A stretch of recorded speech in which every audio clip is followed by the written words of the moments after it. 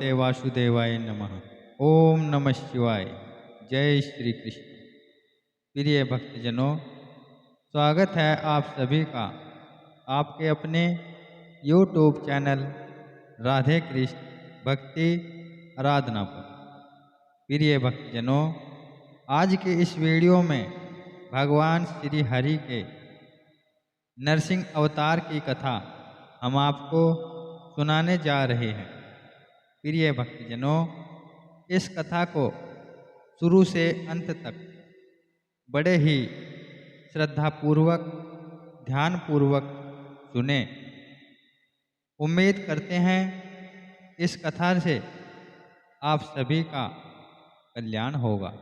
प्रिय भक्तजनों, भगवान श्री हरि ने नरसिंह अवतार लेकर किस किस का कल्याण किया, किसका उद्धार किया, यह सब इस वीडियो में हम आपको बताने जा रहे हैं।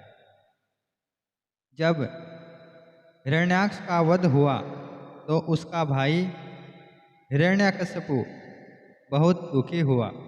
वह भगवान का घोर विरोधी बन गया।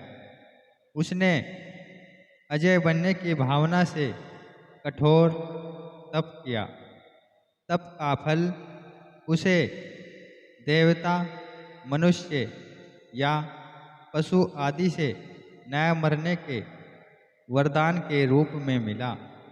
वरदान पाकर तो वह मानो अजय हो गया। हिरण्यकशिपु का शासन बहुत कठोर था। देव दानव सभी उसके चरणों की वंदना में रत रहते थे।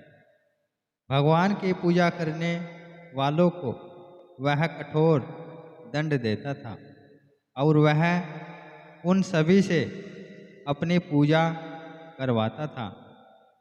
उसके शासन से सब लोक और लोकपाल घबरा गए। कहीं और कोई सहारा न पाकर वे भगवान की प्रार्थना करने लगे। देवताओं की स्तुति से प्रसन्न होकर भगवान नारायण ने हिरण्यकशिपु के वध का आश्वासन दिया।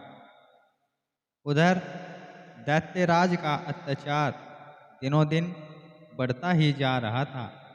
यहाँ तक कि वह अपने ही पुत्र प्रहलाद को भगवान का नाम लेने के कारण तरह तरह का कष्ट देने लगा। प्रहलाद ने बचपन से ही खेल कूद छोड़कर भगवान के ध्यान में तन्मय हो जाया करता था।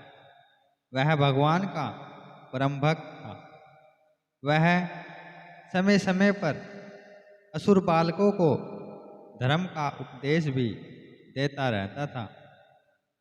असुर बालकों को धर्म उपदेश की बात सुनकर हिरण्यकशिपु बहुत क्रोधित हुआ। उसने प्रहलाद को दरबार में बुलाया। प्रहलाद बड़ी नम्रता से दैत्यराज के सामने खड़ा हो गया। उसे देखकर दैत्यराज ने डांटते हुए कहा, मूर्ख, तू बड़ा उद्दंड हो गया है। तूने किसके बल पर मेरी आज्ञा के विरुद्ध काम किया है?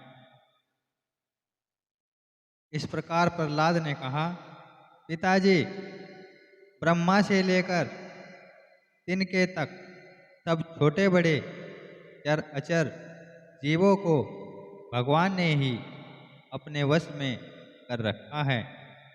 वह परमेश्वर ही अपनी शक्तियों के द्वारा इस विश्व की रचना, रक्षा और संहार करते हैं। आप अपना यह भाव छोड़ अपने मन को सबके प्रति उदार बनाइए।